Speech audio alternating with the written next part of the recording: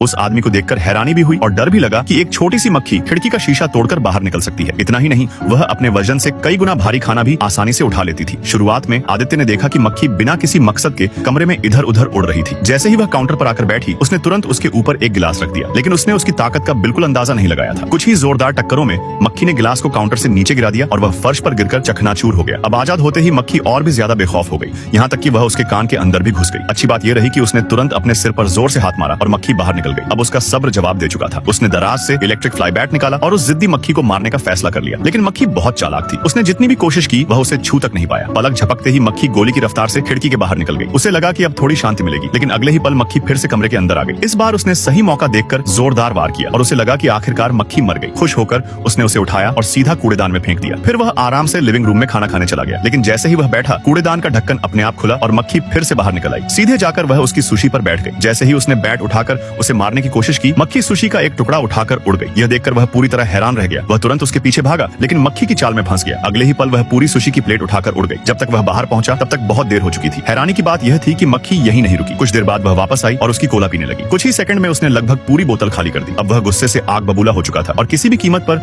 मक्खी को खत्म करना चाहता था। लेकिन फ्लाई बैट टूट जाने के बाद भी वह उसे छू तक नहीं पाया। फिर उसने बेसबॉल बैट उठा लिया और पूरी ताकत से वार करने लगा। नतीजा यह हुआ कि टेबल टूट गई, पूरा घर बिखर गया, लेकिन मक्खी को एक खरोंच तक नहीं आई। उल्टा उसने उसके चेहरे पर कई जगह काट लिया, जिससे तेज खुजली होने लगी। अब गुस्से में उसका दिमाग पूरी तरह काम करना बंद कर चुका था। उसने एक बेहद खतरनाक प्लान बनाया। पूरे घर में पेट्रोल छिड़क दिया ताकि उस मनहूस मक्खी का हमेशा के लिए अंत कर सके। इसके बाद वह गाड़ी लेकर वहां से निकल गया, लेकिन वह जिद्दी मक्खी फिर भी उसका पीछा करती रही। घबराकर उसने उसे भगाने की कोशिश की, जिससे कार का संतुलन बिगड़ गया। गाड़ी तेज रफ्तार में बेकाबू होकर सड़क पर दौड़ने लगी और आखिर में एक पेड़ से जा टकराई। टक्कर इतनी जबरदस्त थी कि कार में भयानक धमाका हो गया।